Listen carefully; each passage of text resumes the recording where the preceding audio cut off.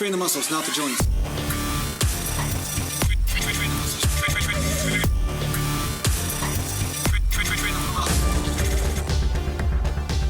Welcome back to Natural Gallant Bodybuilding Mountain. So guys, thanks for tuning in. And I know there may be some new people here because I just had a video hit around 50,000 views or whatever. So sometimes you get some new people here. So guys, if you've been around and you see me repeating myself about certain things that I've been talking about forever, well, that's probably why, because there's some new people here probably. And so yeah, sometimes I have to repeat myself about certain reasons why I do what I do.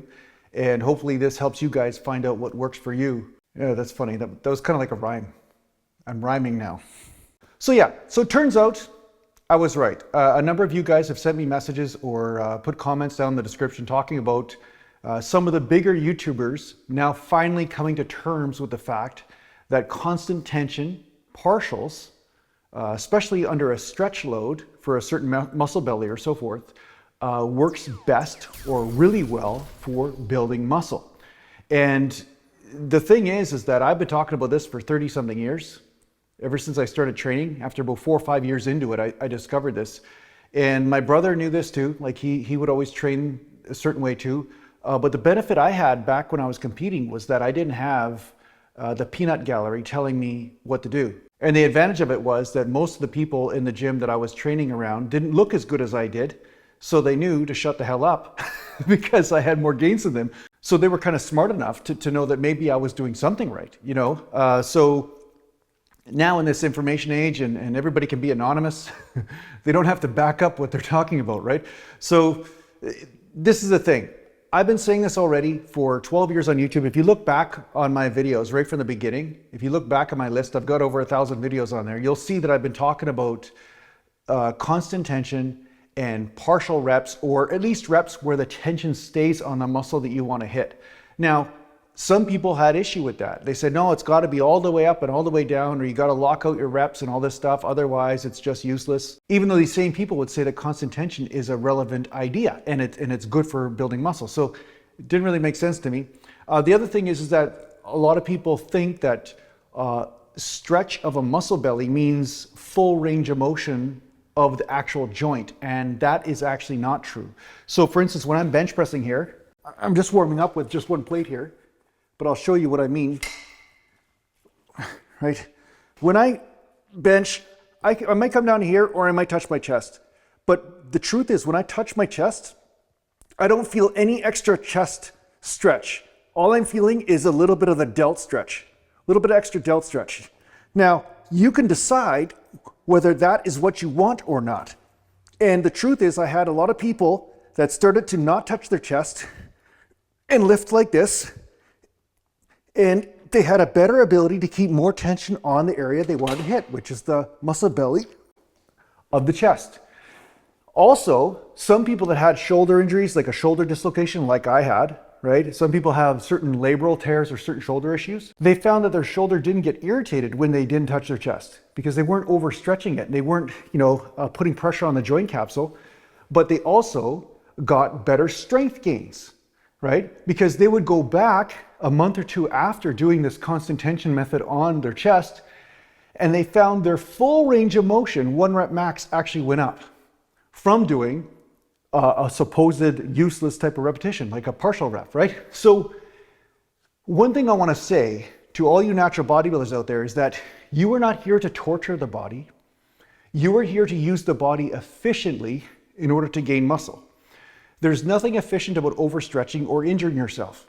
So in some cases, you'll find that doing a fuller range of motion is the greatest thing. And then other cases, you will find that it will be a detriment. You'll feel specifically that the forces migrate from the muscle into the joint, into the insertions of the muscle bellies themselves, like actually the tendons or the joint capsule. And when you feel that, that means you've gone too far or you've lowered the weight too much. So this is something that you have to consider when you're strategizing how to remain in the gym for life as well as gain more muscle over the long run. Because like I've said before 1,000 times, making an exercise more awkward doesn't necessarily mean you're putting more stress on the muscle. Sometimes all you're doing is disengaging the muscle and then tweaking the shit out of your joint capsule or the tendons and ligaments or the labrum, right? And in worst cases, you actually tear it. And I've seen people do this where they basically pop their shoulder slightly out of joint by going too far down on a shoulder press and so forth. So this is something all natural bodybuilders need to know. And I've had a hell of a time getting people to understand it. But now it seems finally, after me talking about this for over a decade, that people are finally starting to understand a little bit of what I'm saying, and that it doesn't mean that you're giving up your gains. You're actually going to get more gains because of it. And that's the beauty of it, right?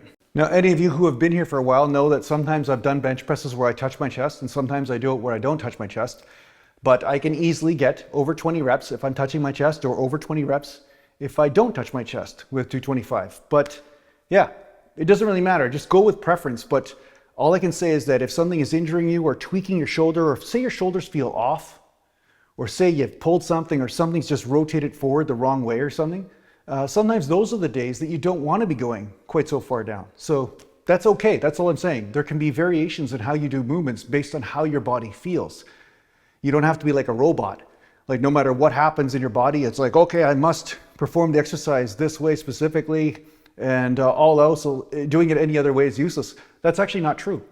I found that doing movements in the way that doesn't injure you, but puts stress on the muscle, is still going to give you great gains. And you don't have to, let's just say, be so unyielding in adjusting the technique based on what your body's telling you in that day. So not only do you listen to rep ranges, not only do you listen to the amount of weight, but sometimes you may cater the technique or range of motion or exercises or the order you do them in and whatever based on how your body is feeling and what is going on, right? That's really an extremely important concept for you to get.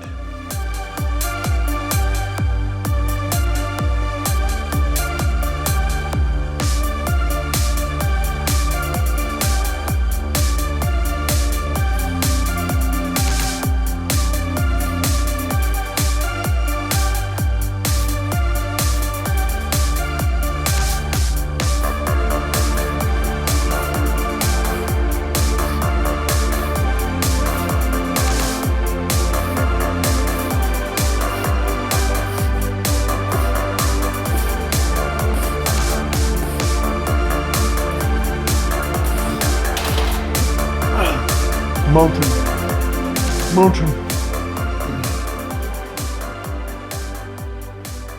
So the thing is, you also got to remember is when you're trying to build muscle, you want to develop techniques that create more intensity on the muscle, not necessarily just make the exercise harder to perform a rep. Because when you disengage the muscle, so say it's flexed under tension and then you relax it at the bottom, then have to flex it again, that becomes more of a nervous system thing and maybe a joint capsule thing or muscle tendon thing, where basically it's basically put in a disadvantage or put in a exploited state. I guess that's what I could say. So it's not necessarily making the muscle the weak link, and that's what you want. Now, the other thing that people say is, oh, well, then the joints aren't getting worked. Actually, the truth is the joints are always getting worked. They're already getting a beating, and they have a tendency not to be able to heal as fast as the muscle. So why would you want to beat them up and wear them down even more, right? I mean, people don't get muscle replacement surgery in their 60s and 70s. They get hip replacements, right? Or shoulder replacement surgeries and stuff. So it's probably a bad example, but what I'm trying to say is that the joints are already taking a beating. You don't have to beat them up even more in order to get them to adapt or to become stronger. And there is a fine line between training them and abusing them. And that's where a lot of natural bodybuilders get confused. And that's the biggest thing that I've had to fight online the last 10 years is people just assuming that if you just stretch the shit out of something underweight, like jujitsu or something, that somehow you're going to get stronger and your joints are going to get better. Well, no. There's an arm wrestler that talked to me in the comments and said, well, all he does is train the joints. Well, no, you're not really training the joints. You're training the muscles, right? You're training the forearms and stuff. When you're arm wrestling, you're trying to basically get these muscles strong enough to protect the joint, but you're not actually training the joint. You're not like relaxing the arm and just trying to hyperextend the ligaments. If you were, what eventually would happen is the ligaments would stretch and then you'd end up with golfer's elbow or some sort of chronic bursitis in the area. So again, there's different muscles that you're training that may look like you're training the joints, but it's actually the muscles themselves. But most often when people are overstretching, they're actually just stretching out the joint. They're not actually training the muscles anymore. They're really just exploiting the weakness of the joints and then getting injuries because of it. Now, the other thing is, again, the law of individuality as well. Like your buddy might be able to do something that's different than what you can do in the gym. And embracing your own individuality is something that you have to have courage to follow. And I know a lot of the men in the world right now don't seem to have that. I don't know why, but they seem to want to exercise and work out and live their life by committee. I'm hoping you're not one of these guys. If you live your life based on a committee and other people have no clue about what's going on within your body, you can see where the disaster is going to develop, right? That's like me trying to drive your car as like say you're driving somewhere, down a road. I'm like 2 or 3 countries over and I'm just telepathically telling you which direction to go. But I have no idea which part of the road you're on or whether you should turn left or right. I mean, you're going to have an accident eventually. And that's the way people are guiding other people half the time, right? So yeah, that's what I got to say about that.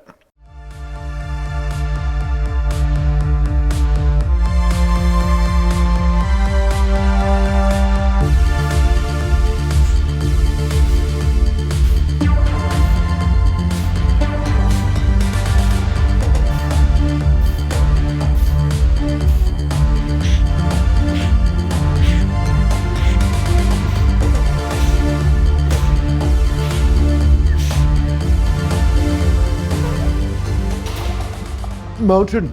The other thing that's important to embrace is also that your form can change depending on what type of weight you're using.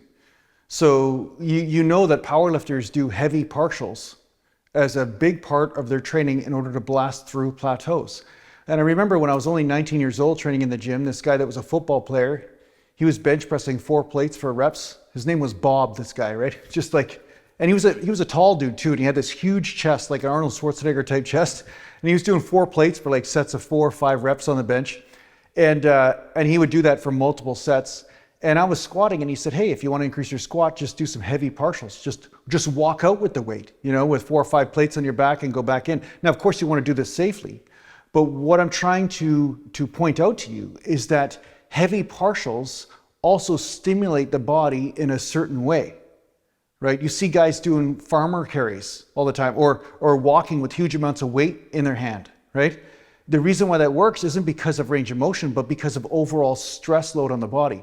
So one thing I want to say that every natural bodybuilder should know is that systemic stimulation is just as important as muscular stimulation. And what I mean by systemic stimulation is that when you have a lot of weight on your body, it also, even regardless of range of motion, it also can play a role in putting your body into an anabolic sort of state, right? Because there's a lot of pressure on the spine. There's a lot of muscles that have to fire really hard, some of the postural muscles. Maybe other muscles aren't being stretched and contracted fully, but there are certain muscles that have to be engaged just to balance and hold that weight in place, to keep it from crushing you, right? So you're doing smaller ranges of motion, but you're still getting a different type of stimulation. So really don't throw out the baby with the bathwater. And that's a big mistake people make. They just say, oh, it's all or nothing with this, or it's all or nothing with range of motion, or it's all or nothing with lightweight or heavyweight, but it's not. It's like each thing can stimulate your body in a certain way. And as long as it's not injuring you, it can be productive, right? So do your own experiments and find out. But I found heavy partials in certain cases made massive differences, especially in my squat and stuff. So yeah, that's what you got to consider, right? It's not always about full range of motion or nothing. And like I said, we're seeing right now, a lot of the stuff I've been saying has been true, and you're going to find out everything else I said in this video is also true. Mountain.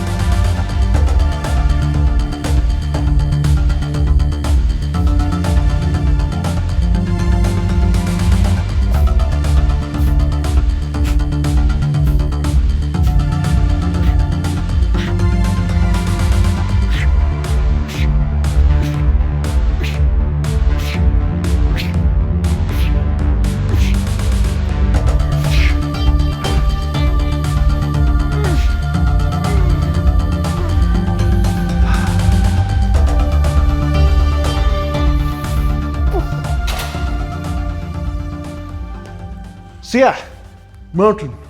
That's all I got to say about that. I hope this helped you out in your training. Thanks a lot for watching. If you need to get a hold of me, just go to naturalgalantbodybuilding.com, and thanks to the patient supporters, and Take care for now.